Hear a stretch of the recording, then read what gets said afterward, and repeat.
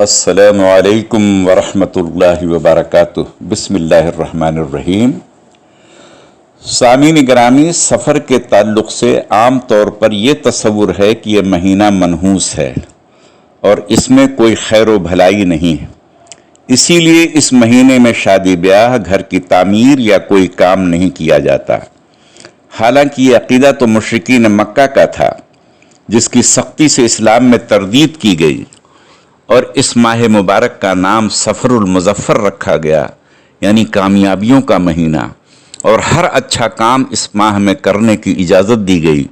یہاں تک کہ اسی مہینے میں سرکار دو عالم صلی اللہ علیہ وسلم کی نور نظر، لخت جگر سیدہ فاطمہ سلام اللہ علیہا کا نکاح بھی ہوا ہے۔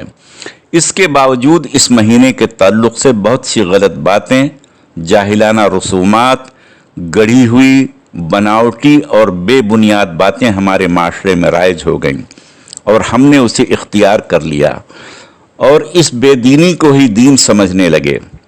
اللہ تعالیٰ اس گمراہی سے ہماری حفاظت فرمائے۔ ہم نے اپنی لا علمی اور نادانی سے اس مہینے کو مشرکانہ رسومات، بدعت و خرافات سے بھر دیا۔ طرح طرح کی خرافاتی کہانیاں، بے سرو پا قصے اور واقعات گڑھ لیے۔ اس میں ایک من گھڑت قصہ آخری چہارشنبے کا بھی ہے، جس کی کہانی کچھ اس طرح سے بنائی گئی ہے کہ سفر کے آخری چہارشنبہ کو رسول اللہ صلی اللہ علیہ وسلم بیماری سے صحت یاب ہوئے اور غسل فرمایا اور مدینہ منورہ سے باہر سیر و تفریح کے لیے تشریف لے گئے۔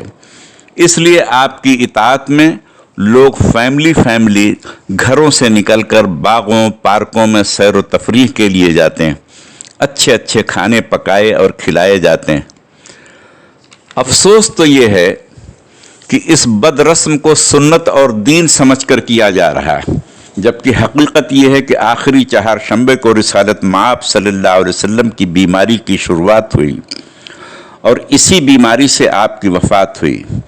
تفصیل کے لیے سیرت النبی علامہ شبلی نعمانی، البدایہ والنہایہ، مدارج النبوہ، طبقات ابن سعد، اسد الغابہ اور سیرت ابن ہشام جیسی کتابوں کا مطالعہ کریں تو آپ کو معلوم ہوگا کہ سفر کے آخری چہارشنبہ میں آپ کی بیماری کا آغاز ہوا۔ البتہ مدارج النبوہ میں یہ موجود ہے کہ جب یہود کو آپ کے بیماری کی اطلاع اور خبر ہوئی تو انہوں نے خوشی منائی اور اچھے اچھے کھانے پکائے اور کھائے۔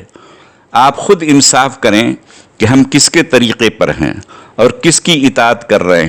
لا علمی کی وجہ سے جو کچھ کیا ہے، ہو سکتا ہے اللہ تعالیٰ اسے معاف فرما دے، مگر علم ظاہر ہونے کے بعد ان بدعات پر عمل کرنا قابل مواخذہ ہے۔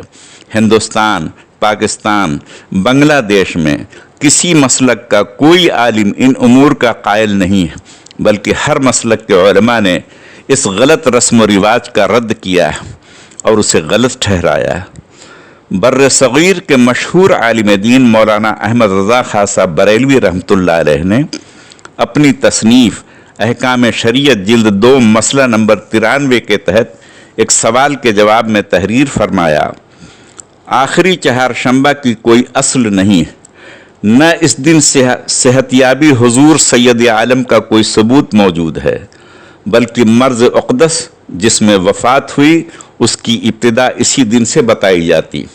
اسی طرح سے مولانا امجد علی صاحب جو بریلوی مسلک کے بڑے فقیہ ہیں، وہ بہار شریعت جلد 16 صفحہ نمبر 358 میں تحریر فرماتے ہیں، ماہ سفر کا آخری چہارشنبہ ہندوستان میں بہت منایا جاتا ہے۔ لوگ اپنے کاروبار بند کر دیتے ہیں، سیر و تفریح اور شکار کے لیے جاتے ہیں۔ پھر ایک لمبی بحث فرمانے کے بعد تحقیق اس طرح سے لکھی کہ لوگوں نے جو باتیں بنائی ہوئی ہیں وہ سب کے سب خلاف واقعہ ہے۔